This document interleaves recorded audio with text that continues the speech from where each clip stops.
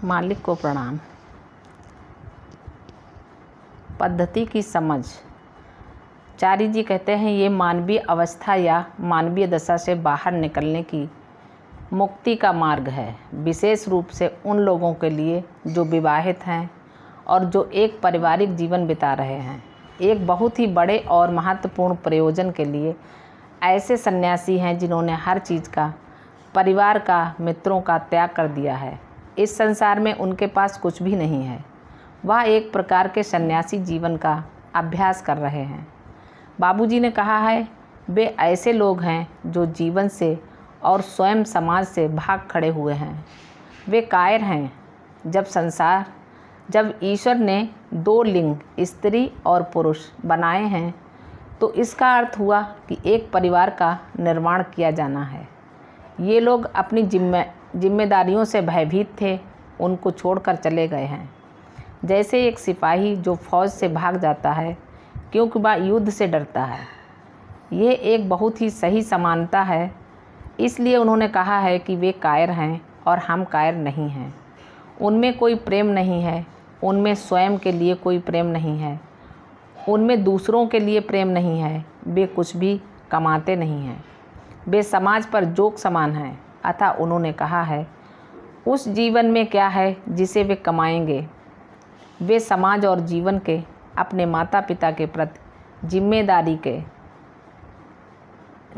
के, संतानोपत्ति की प्रकृति के प्रति जिम्मेदारी, संतानोत्पत्ति के प्रकृति के प्रति जिम्मेदारी, जिससे हमारे बाद मनुष्य जाति चलती रहे कि इस त्याग से कोई आध्यात्मिक योग्यता अर्जित नहीं करेंगे। क्योंकि विशेष रूप से हिंदू मान्यता में, अथवा यदि हम कहें वैदिक मान्यता में, हमारे ऊपर भविष्य के प्रति एक बच्चे का कर्ज होता है।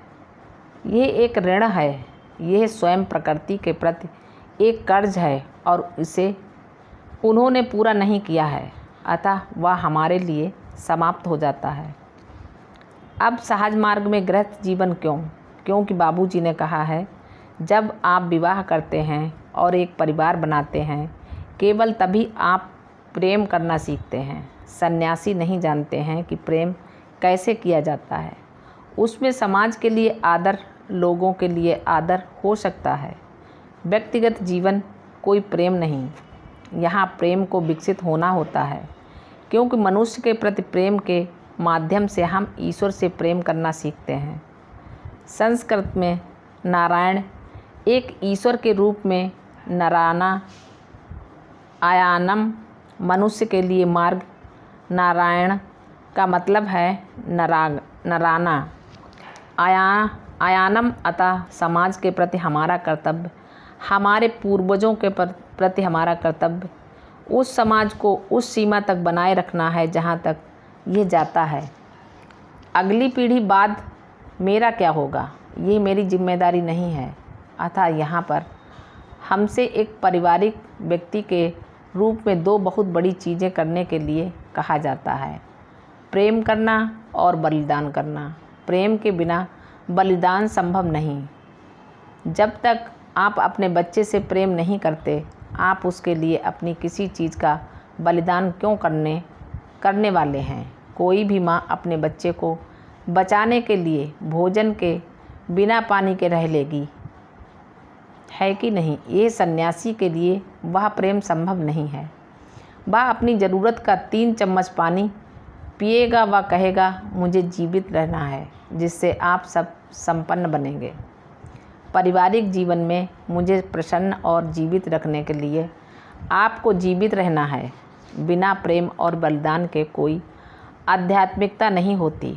अतः परिवार में एक व्यक्ति के होने की यही ज़रूरत है कि वह सबसे प्रेम करे, फिर धीरे धीरे उस प्रेम को परिवार की सीमाओं से बाहर प्रसारित करे।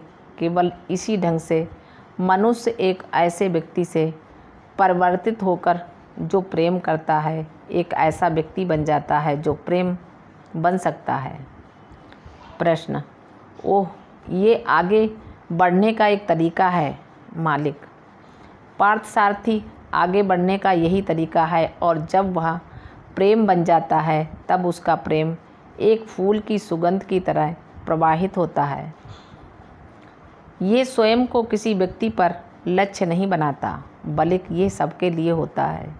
यही कारण है कि जब आप बाबूजी महाराज या लालाजी महाराज से मिलते हैं, आप कहते हैं मैंने उनके प्रेम को अनुभव किया है। ये कैसे संभव है? क्योंकि वे प्रेम नहीं करते, वे प्रेम हैं। और जैसे शक्कर सभी के लिए मीठी होती है, उनका प्रेम सभी के लिए है। कोई भी व्यक्ति जो उस परिधि में है, इसका अनुभव करता है, इसके द्वारा पोषण पाता है, इसके द्वारा पाला पोसा जाता है और इसके द्वारा बड़ा होता है। प्रश्न: मालिक, ये कहा जाता है कि मैं ही अपने भाग्य का निर्माण करती हूँ, या ये सच है? पार्थसारथी: ये बिल्कुल सच है। प्रश्न: कैसे मालिक? पार्थसारथी: देखिए, आप जानते हैं, मान लीजिए मुझे सिर दर्द है और मैं कहता हूँ मेरे ईश्वर मुझे सिर दर्द है। अरे सुनिए, सिर में दर्द है, हाय हाय, ये हनुमान, हे गुरुदेव, हे ये क्या हो रहा है? आपका सिर दर्द और बद से बदतर हो जाता है। जबकि अगर आप खड़े हो जाते हैं, टहलते हैं और अपना काम करते हैं, आप अपने सिर दर्द को नज़रअंदाज करते हैं, वह गायब हो जाता है। मैं एक सिर दर्द के उदाहरण से शुरू कर रहा हूँ। अगर ये हो सकता है तो दूसरी अधिक बड़ी चीज़ें क्यों नहीं हो सकती?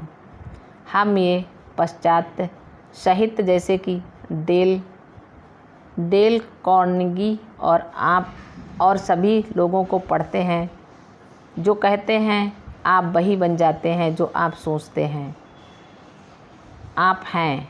आधुनिक प्रशिक्षण पाठ्यक्रमों में उदाहरण के लिए टेनिस कोचिंग वे कहते हैं अपनी आराम कुर्सी पर बैठ जाइए और कल्पना कीजिए कि आप हर संभव स्ट्रोक खेल रहे हैं और आप एक बेहतर टेनिस खिलाड़ी बनकर बाहर निकलते हैं। मैदान में अभ्यास करके नहीं, बल्कि अपनी ही आराम कुर्सी में मानसिक रूप से इसका अभ्यास करके। मैं वह हूँ जो मैं सोचता हूँ कि मैं हूँ, और ये सोचने के अलावा कि मैं क्या हूँ, यदि मैं उन्हें भी यहाँ अपने अंदर रख लेता हूँ, वह मेरे बारे में सोचते हैं और मेरा काम पूरा हो जाता है। इसलिए मेरा भाग्य काफ़ी हद तक मेरे हाथों में है। अब हम भौतिक भाग्य के बारे में बात नहीं कर रहे हैं। भौतिक भाग्य निर्धारित है जो उन संस्कारों पर निर्भर है जिन्हें मैं इस संसार में लेकर आता हूँ। संस्कार हमारे विचारों और हमारे कर्मों के परिणाम हैं।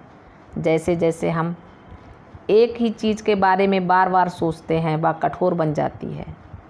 उस मुहावरे के समान जो कहता है एक विचार को बो दो, एक आदत की फसल काटो, एक आदत को बो दो, एक चरित्र की फसल काटो। इसलिए यदि मैं सोचता हूँ मैं मूर्ख हूँ, मैं एक मूर्ख बन जाता हूँ। जो ध्यान की एक और पुरानी परंपरा की भी सच्चाई है, जिस पर आप ध्यान करते हैं आप वही बन जाते हैं। यदि मैं कहता हूँ मैं मूर्ख हूँ, अपने पूरे जीवन भर मैं मूर्ख हूँ हो जाऊँगा। ईश्वर मदद नहीं कर सकते, क्योंकि आध्यात्मिक सत्य ये है कि ईश्वर हमारे जीवन में दखल नहीं देता। वह वहाँ है। जैसे लैंप की रोशनी से मैं अपना रास्ता ढूंढ सकता हूँ, मैं लिख सकता हूँ, मैं बेहतरीन कढ़ाई का सारा काम स्वर्णकारी कर सकता हूँ, मैं हत्या भी कर सकता हूँ। वह उपस्थित मेरे लिए अपना कार्य उतनी श्रेष्ठता के साथ करना संभव बनाती है जितना मैं चाहता हूँ। वह ये नहीं कहती इसे करो या उसे करो। इसीलिए ईश्वर को आदेशों का कारण बताना हास्यास्पद है। ये चाहे जिस भी धर्म में हो, वहाँ आदेश है। ईश्वर ने कहा है, ईश्वर ने कभी कुछ नहीं कहा, ईश्वर ने कभी कोई आदेश नहीं दिया। ईश्वर ने हमें बुद्धि दिमाग की ओर इशारा करते हैं और इच्छा शक्ति हृदय की ओर इशारा करते हैं दी है। हमें बुद्धि सही मार्गदर्शन करने के लिए, हमें ये बताने के लिए कि हमें क्या करना चाहिए। हमें इसे कैसे करना चाहिए। और ये हृदय, इसको करने के लिए हमें शक्ति देने के लिए ईश्वर ने कहा, मैंने तुम्हें 2 उपकरण दिए हैं जिनकी तुम्हें ज़रूरत है। तुम मुझसे और क्या चाहते हो? यही वह तरीका है जिससे मैंने तुम मनुष्यों को बाकी सृष्टि से अलग किया है। ये तुम्हारी विशेषता है और यदि तुम इसका उपयोग नहीं करते, तुम्हें इसे बार बार करना पड़ेगा जब तक कि तुम इसे करने योग्य नहीं हो जाते।